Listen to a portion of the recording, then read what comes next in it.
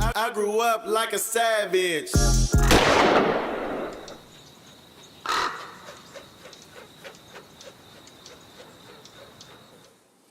1 2 1 2. You now rocking with the No Vultures podcast. You got me, myself, Lord Rap. You got OG Clee gone on a vacation. He'll be back. You know what I'm saying? We got Corn the Barber in this motherfucker. What do you do, cuz? And today we got a very, very, very special guest. You might have seen this dude, you know what I'm saying, in his early days. You know what I'm saying? When he was a dancer, you know what I'm saying? When he was gigging on you niggas, when he was turfing, when he was jerking. His videos out there is proof. You know what I'm saying? You might have seen him at the Boys and Girls Club with the rest of the Trill Youngins. You know what I'm saying? You might have came across him in these streets. You know what I'm saying? Or you might have came across his solo career, his newest career, where he's like the nigga out here, and you know he's the only nigga that you gonna hear saying, "Hey, hey." So if you hear that shit from across the room, man, you know don't let nobody else steal that. You hear me? When you hear that, hey, hey, y'all know where that put some respect from, on this nigga, man. You know what I'm saying? You know what I'm saying? Let him have that. You know what I'm saying? And you know. This man that made some hits, and it seemed like he's just a single monster. Like, this nigga keep dropping single. And his newest endeavor is an album with Kamaiyah called Oakland Knights, man. That's a legendary project, you know what I'm saying? And we got the young nigga Capolow 304 in this motherfucker. Hey. Yes, sir. You know what I'm saying? How you doing, bro? Good, how you living? Man. Pull that a little. Yeah. It's good to have you. It's good to have you in this motherfucker, man. You know what I'm saying? You know what I'm saying? This is a good interview for us. You know what I'm saying? Because we like to tap in with the motherfuckers who need to be tapped in with, like the motherfuckers that we really feel is important. You know, a lot of motherfuckers do interviews, and they do interviews for, you know what I'm saying, whatever clout is, whatever that shit even mean, you know what I'm saying? But we got somebody in this motherfucker that's, you know, actually very talented, man, and represent the city well, man. So, you know what I'm saying, we glad to have you, man. Right on, much appreciated. Appreciate that. And I got to give you the No Vultures disclaimer, man, is that, you know, we started a podcast because we seen a void. You know what I'm saying? We seen a void in the industry where a motherfucker wasn't really keeping it solid. As we talked about off camera, how people can get away with making comments on our culture, making decisions on our culture, and people from our culture get affected. And they go on to live their lives. You see what I'm saying? Like, we ain't with none of that shit. So, you know what I'm saying? That's what we about. We about highlighting the artists and highlighting motherfuckers that actually impact culture. You know what I'm saying? So, for a lot of you motherfuckers who've been calling trying to get on the show, too, and pay for interviews while we talking about that, we don't do that, man. You know what I'm saying? We got to impact culture. We don't need no few dollars. Yeah, we don't need a few dollars, bro. We good. We protecting the integrity of our brand, man. You know what I'm saying? Like, we good, bro. But, man, Capolow, man. What you doing, man? Man, I'm living, man. I'm chilling, man. It's been busy, man. Running the world right now. Even though the world locked down, I've still been running this motherfucker. Like you surviving this old COVID-19 shit. Hell yeah. Getting through it. Hell yeah. So you born and raised in the town? Yeah, born and raised in East Oakland. I'm from the 50s. From the 50s? Yes, sir. I heard you say 5'5", 5'7". I heard something 5'5", 5'7", 9'6". You gave it up. You know what I'm saying? So them all your stomping grounds. All my stomping grounds. Yeah. Because I didn't know exactly where you was from. I don't know why. I assumed High Street because the Boys Club and Kamaiyah, and I just thought that was one big thing. I thought like you was the little homie like she been fucking with. You know what I'm saying? But so you from the 50s? Yeah, I'm from the 50s. I'm from 5'5". Okay, for sure, man. Who from 5'5"? Young Gully? Gully for sure being the 50s. Yeah, for sure. yeah, he from around that area. Yeah. Mama. So you was at that boys club because that was the closest to where you from. I'm from, exactly. So how did you how was that though growing up, man? How did you like what did you see life like in Oakland? How was it? Like who was the big niggas that you was like, oh, okay, this the nigga, and then like shit, really on my big brother partners, you know what I'm saying? My big brother, shit, I really just been outside with him since I was probably like 12 or shit, younger than that. Okay. But shit, he went to the Navy, you know, you feel me? I just still been fucking with his partners, you know what I'm saying? Oh, okay. All his peoples and shit like that. But you feel me? I went to school at Tech, you feel me? In the 9th grade, so you feel me? I went all the way to the north. But I still, you know, came back to the East, and I live in the East, you know what I'm saying? And I fuck with the Boys and Girls Club, where I met the Trill Youngins at, you know what I'm saying? Oh, okay. And yeah, what I'm saying? And that's where, you feel me, that's where I migrated to 9'6", you know what I'm saying? 'Cause that's where most majority of everybody in Trill Youngins was from, 9'6". Yeah. And plus, the 50s, 5'5" and 5'7", you know what I'm saying? We already fuck with 9'6", so Okay. it already made sense. When I was going back and looking at your history and shit, going to the boys club and shit, and when y'all was really getting started with the rapping, I was paying attention to so when y'all was going up there getting y'all studio time, I know like when it's in a situation like that, when it's in a rec center or a boys and girls club, you gotta rush for the time and try to hurry up and get your spot. Or We damn near own that motherfucker, I ain't gonna lie. Is that right? We was the only motherfuckers going in there. Okay. And motherfuckers didn't even know it was a studio in that motherfucker. For real, so. Feel me? Y'all We had the was upper hand on the it. only one utilizing that thing, and then until everybody was finding out that it was a studio in there, we still had the upper hand. We was like, okay, you gotta wait for us to finish this song, and then go Yeah. ahead, we'll work on this song for you. But yeah, like, you feel me? I was down in our studio. I wanted to highlight that, blood, because like my thing is, I was talking about that recently. Like little niggas don't really have no, you know what I'm saying? I ain't really seeing them at the Boys and Girls Club or at the center up there recording music, and a lot of motherfuckers Is it came still out a of them studio in it? situations. Yeah, studios, but it's just kind of like I don't know if it's Tucked because off. And Yeah. motherfuckers probably don't know how to engineer and shit Yeah, like that. exactly. I mean, but shit, you gotta get up and learn. You gotta do that shit yourself, and you feel me? So did your first banger come up out the studio out the Boys and Girls Club? My first banger came out of my closet for real, and then damn near like the rest of my shit came out the Boys and Girls Club. Yeah.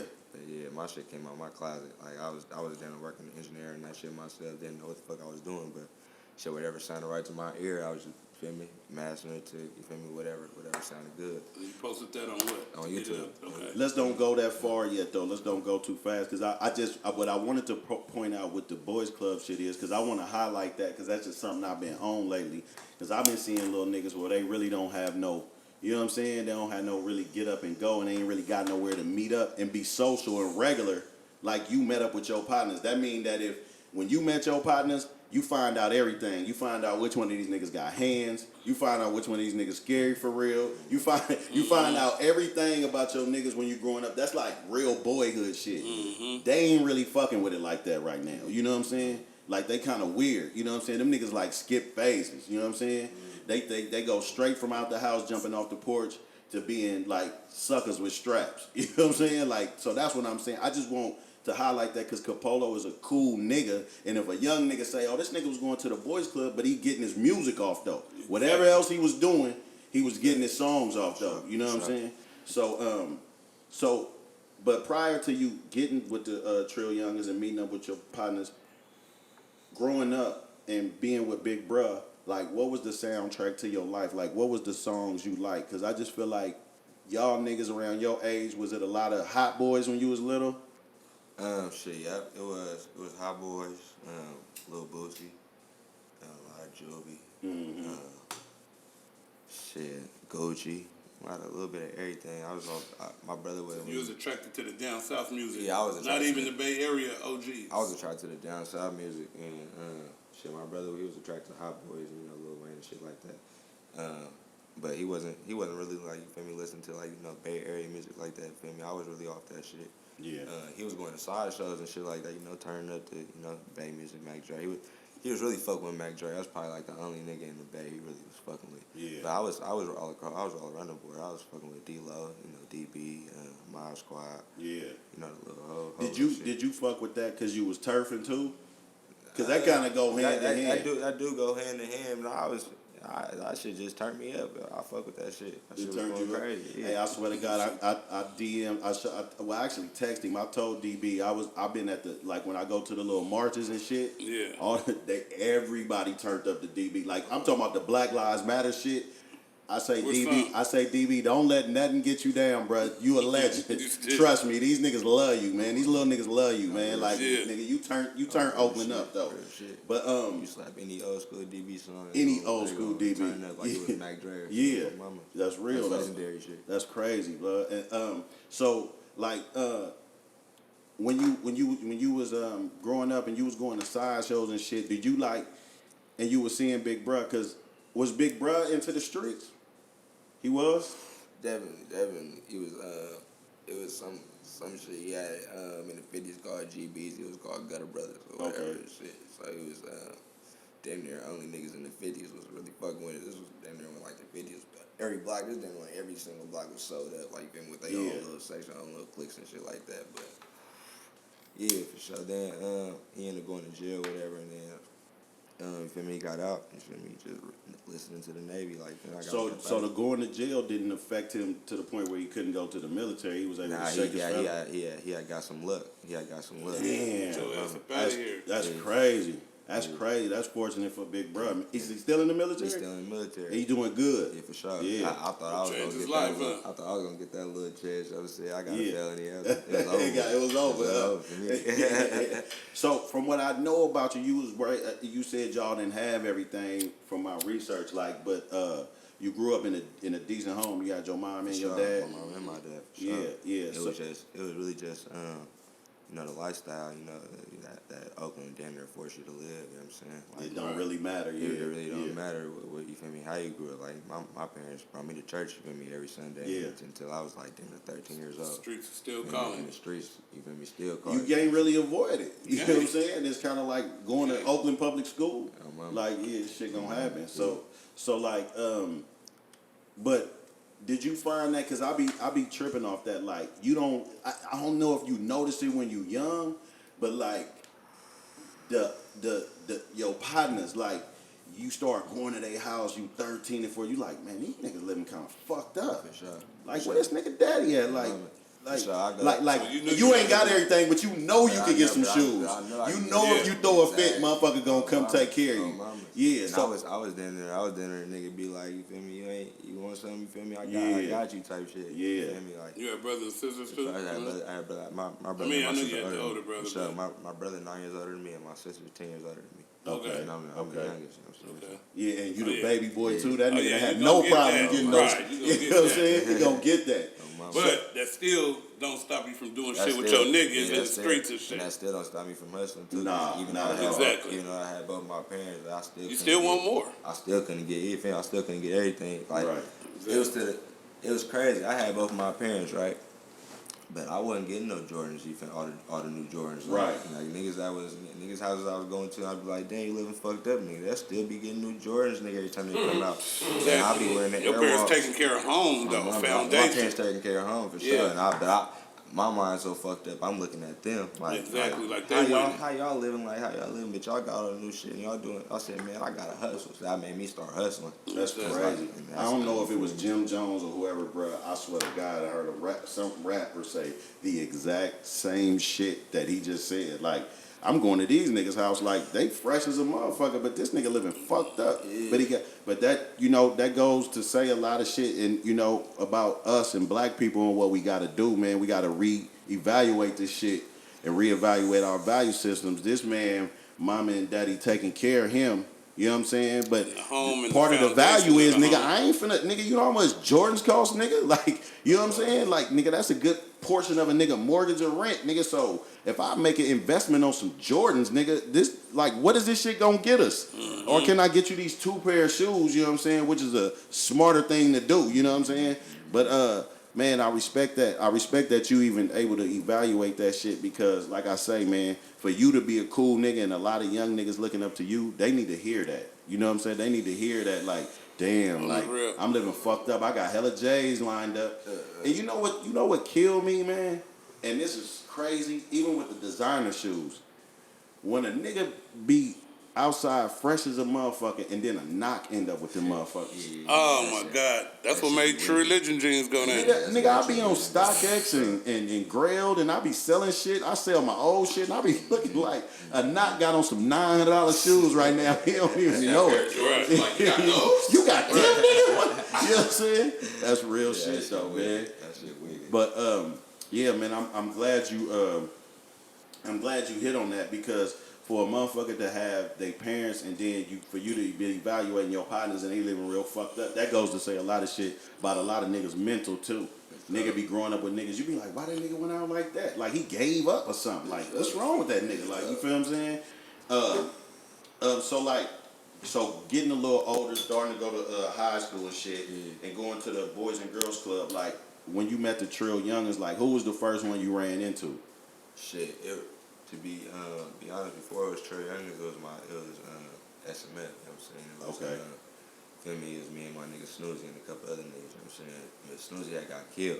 Oh, okay. You know what I'm saying? But Rest in peace. we was all partners. You know what I'm saying? So you feel me? And then I started fucking with the Trill, even though we was all fucking with it. Okay. You feel me? I just started fucking with the Trill because you feel me? I guess everybody in SMF, you know what I'm saying, had switched up. Okay. Type shit. You know what I'm saying? It's like then I was down there beefing my own niggas once the main nigga got killed. Oh, shit. yeah. So it's like, nah, I can't rock with it like that. I'm just, you feel me, fuck with the nigga that was really solid to me, you feel me?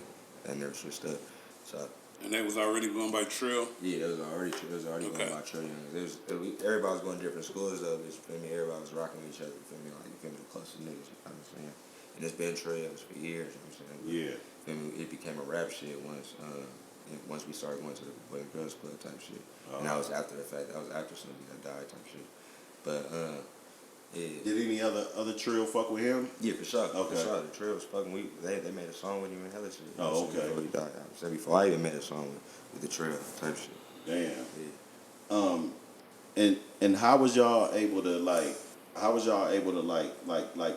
You know, like, cause this what I feel. I'm gonna keep it real with you. Like I grew up in a generation where I grew up in a crack generation, right? So I sold crack, I sold heroin, right? So it was like kind of simple. Like, you see what I'm saying? It was like, you from here, they from there, don't go over here, they can't do this, we shoot dice over here, we don't go over there, we don't fuck with them niggas. Y'all shit is a lot more complex because of the cliques. You see what I'm saying? Because the way that y'all was able to get together like that, like you said, motherfuckers from different places, they went to different schools. Like, when do you find the time to set all that shit down? Because, you know, everything be like a challenge from the beginning when you meet a nigga. It really be like motherfuckers. You know a nigga that know a nigga that know a nigga. Okay, that know a nigga. okay. And, oh, you know this nigga. We met before. I was at the house before. Oh, you know this Okay. nigga. Okay, well, we all know the same niggas. You know what I'm saying? As long as you don't fuck with that nigga and that nigga, we good. Okay. That's So, how- nigga vouching for a nigga. Yeah. Yeah. Type shit. That's Okay. how I was just trying to wonder, because and even now, you ain't even, you 23, 24? 25, yeah. See, you ain't even, like, now the young niggas, I don't even know how they, you know what I'm saying? I don't know how they doing it. Yeah. Because, like I said, like how my brother was fucking with it, like it should be, nigga, blocks by blocks. Block by- like 35th. Yeah. High Street. Right. 50s. Right. 60s, seminary, nigga. So on, you know what I'm saying?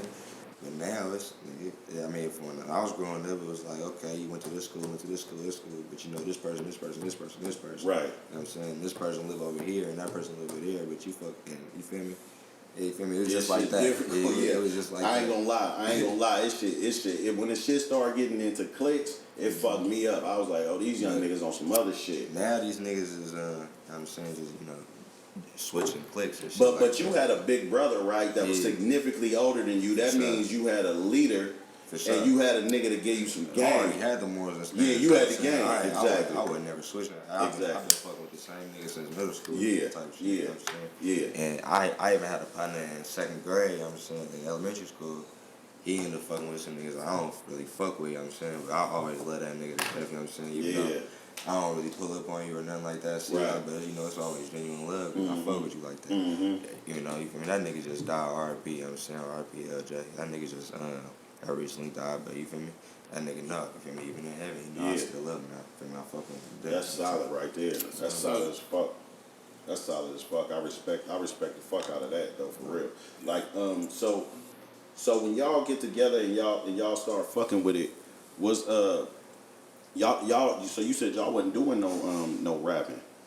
Nah, for sure. We wasn't even rapping until, well, we always had the love for rapping. We wasn't really serious with that shit. Like, we would just drop a song and then 6 months or a year later drop another song, you know, shit like that. But you'll put it on YouTube? We'll put it on YouTube for sure. Yeah. Was it getting a buzz? For sure, it was getting the buzz. I mean, it was getting the buzz to the fact where we go to school and we be like in there, fact like popular, quote unquote, you know what I'm saying? Right. You feel me?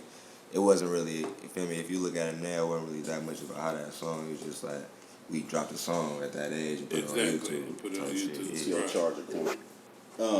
So so now that when y'all at the boys club, is it like is y'all dedicated? Is y'all all going up there every day for show? For sure, every day. Yeah. Even my boy Masan, he my manager now. Okay. Son, shout out Sonny. Okay. Yeah, Russ too. Russ my manager. I got 2 managers. But yeah, Sonny, he was going to Pittsburgh High. He had transfer schools. He had transferred from Ohio and went to Pittsburgh High because, he was fucking up at Ohio. Okay. So he had to go to a different school and get his mind right or whatever. But he was catching Bart and still going to the Boys and Girls Club. Nigga fucking with us. It'd probably be like an hour late, but nigga, that nigga still be Still there. coming, yeah. Mama.